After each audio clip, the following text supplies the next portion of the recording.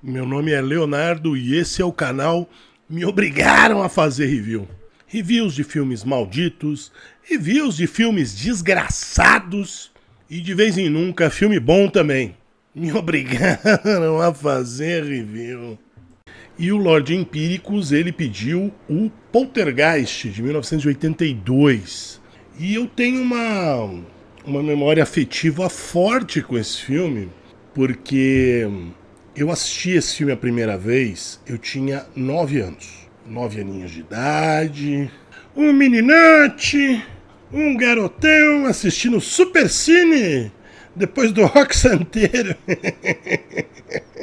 E tô zoando, não sei qual que era a novela.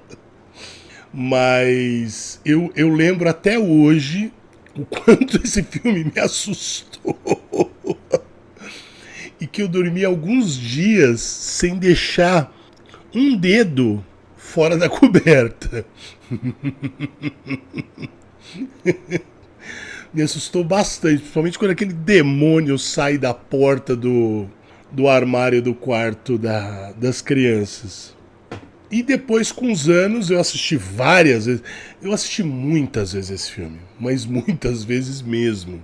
E eu adoro esse filme. Sempre gostei dele. Gosto do 1, gosto do 2 também, apesar de muitas pessoas não gostarem, eu gosto.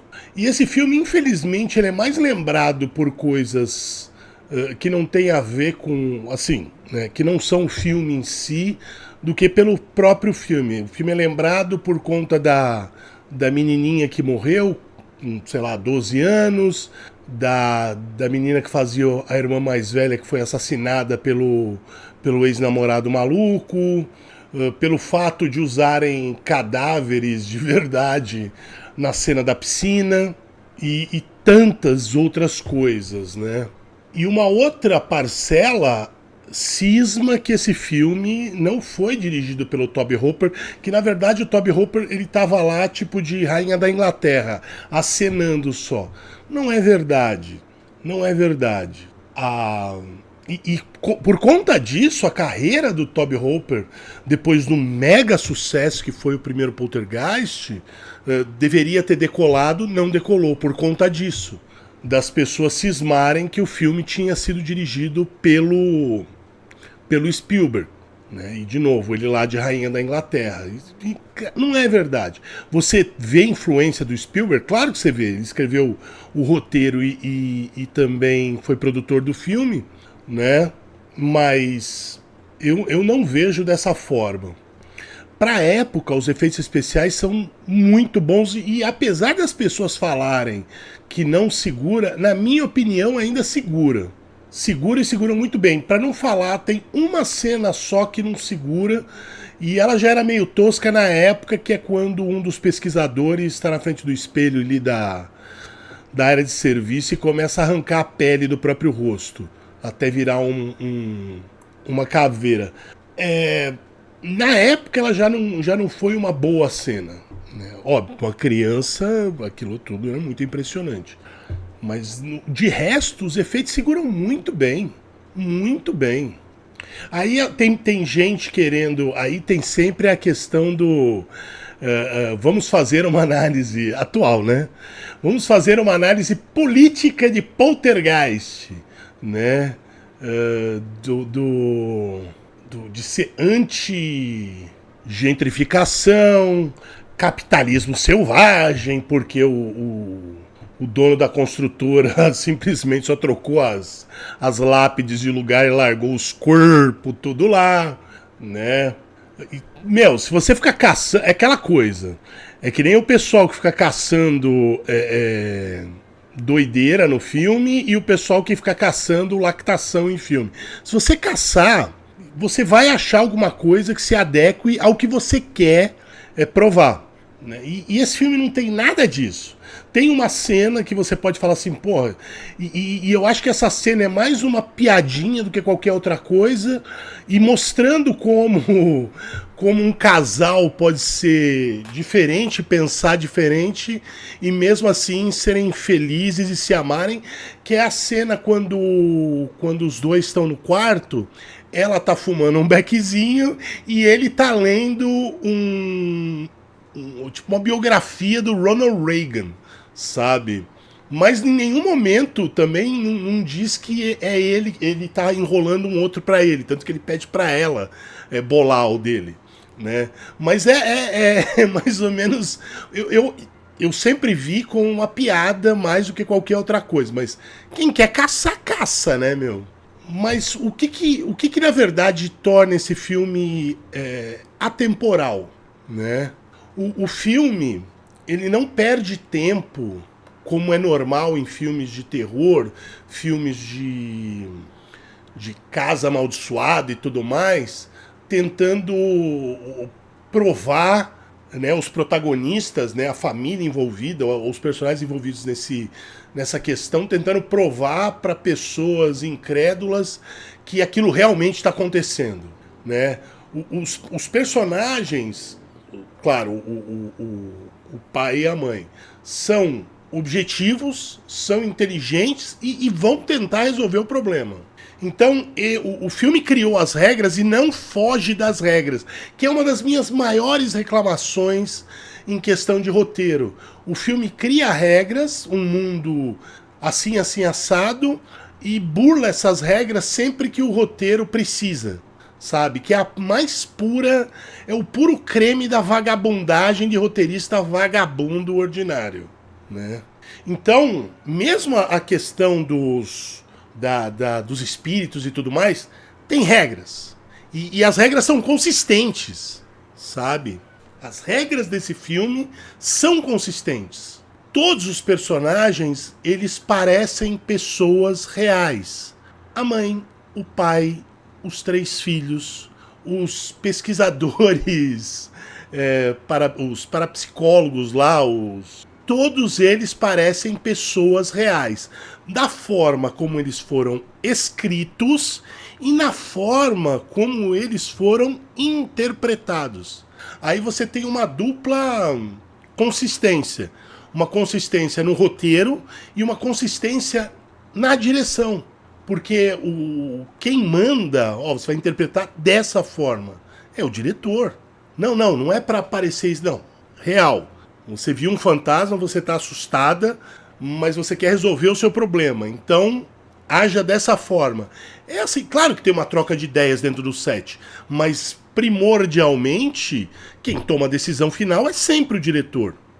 Então você, por conta disso, você se preocupa com esses personagens. Você se identifica com esses personagens. No meu caso, os pais, eu me identifiquei, eu sempre me identifiquei muito com eles, mais do que com os filhos, mesmo quando eu era criança. Em alguns momentos, o Craig T. Nelson, ele lembra muito como meu pai agia com a gente, não como ele agia na rua, como ele agia com a gente, né? Então eu sempre gostei e me identifiquei mais com os personagens do pai e da mãe. A JoBeth Williams, ela tá sensacional nesse filme. Eu sempre tive um tesãozinho nela por conta desse personagem dela, sabe? Porque eu sempre gostei muito desse personagem dela. E deve, com certeza, ser o personagem que mais marcou a carreira dela. Então, todas essas coisas, você junta todas essas qualidades e fazem com que o filme seja bom, né? O filme, o objetivo do filme não é assustar, não tem assim, tem jump scare e tal, mas não é assustar, é criar esse mundo e pensar, e se poltergeists existissem e uma família fosse aterrorizada por esse poltergeist? Né? Tem uma cena que é muito legal quando os pesquisadores chegam lá na casa. E aí um dos caras ele falou assim, não, porque eu peguei um objeto se movendo e assim, a olho nu você não vê. Mas demorou 7 horas para ele se mover, sei lá quantos centímetros. E aí, quando eu coloco ali na câmera, quando você assiste o vídeo, você consegue ver que ele saiu do ponto A pro ponto B em 7 horas, tal, pá. Foi muito legal, assim, é prova que efeitos sobrenaturais, que o sobrenatural existe, tal, pá. Aí o Craig T. Nelson olha pro cara, a cara que ele faz é sensacional. Aham. Mas assim, de uma forma séria, não de uma forma sarcástica ou jocosa. Ele tá sério, porque. E aí volta a questão de como esses personagens foram interpretados. Ninguém ia fazer piada numa situação dessa, eles tinham perdido os filhos. Ou melhor, tinham perdido, eles não sabiam onde a filha estava exatamente, né? Eles estavam perdendo parte da família deles, estavam aterrorizados. E então ele olha com uma cara assim de branco total, né? Tipo, aham. Uhum. Aí ele pega e abre a porta e aquele mundo de coisa voando, se mexendo numa velocidade absurda. Um Hulk montado num cavalo, tal, um bonequinho do Hulk e tal. E aí, e assim, e aí, fica todo mundo olhando com uma cara de pasmo, né? E aí fecha a porta. A porta se fecha, na verdade, né? Então, é uma cena que quando você se recorda, você ri. Mas no momento do filme, você não ri. Porque não foi feito como, tipo, vamos rir agora. Né? Foi feito... É uma piada. Mas todo o conjunto da obra faz com que talvez você dê um sorrisinho, mas você ri mesmo lembrando depois. Eu adoro esse filme. Adoro mesmo. Assim, gosto muito... Claro que eu assisti esse e depois eu já emendei, assisti o 2 em seguida.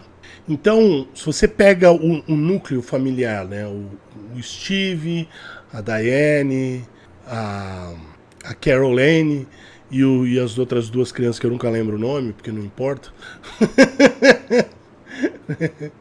Eu nunca gostei do moleque, o moleque me irritava profundamente, né? É o típico núcleo familiar americano, porque até poucos anos atrás o núcleo familiar era pai, mãe e 2,5 filhos, né, na média. Né? Então, muitos casais com 2, muitos casais com 3, 4 filhos. Nos Estados Unidos é muito comum casais com 4, 5, às vezes 6 filhos. Não é nada assim, desde que não morem em grandes centros, né? E tenha porque pessoas que moram em grandes centros, a menos que morem no gueto, não tem um monte de filhos. E nem no gueto hoje em dia as pessoas têm 500 filhos. Mas é uma questão mais de classe média. Então é o núcleo familiar padrão daquele período nos Estados Unidos, no subúrbio americano ali da Califórnia, que é o lugar, foi por muitos anos o lugar favorito do Spielberg para contar as histórias dele, né, no subúrbio e tal.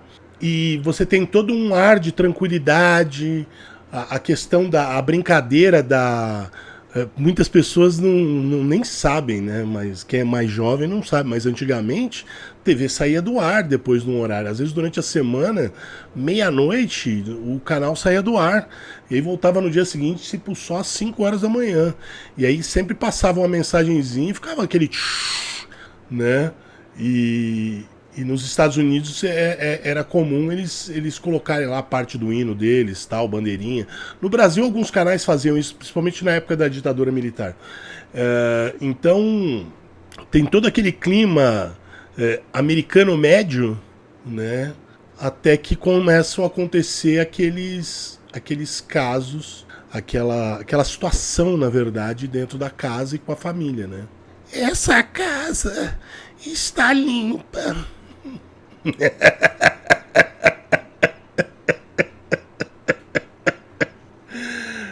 Tangerina, grande Tangerina. Mas eu gosto muito desse filme. Quem não gosta desse filme, eu acho que esse filme é datado, vai procurar ajuda, porque você tem problema. Então é isso aí. Review R$30, Pix Apoio Coletivo. Me manda um e-mail com o título e até a próxima.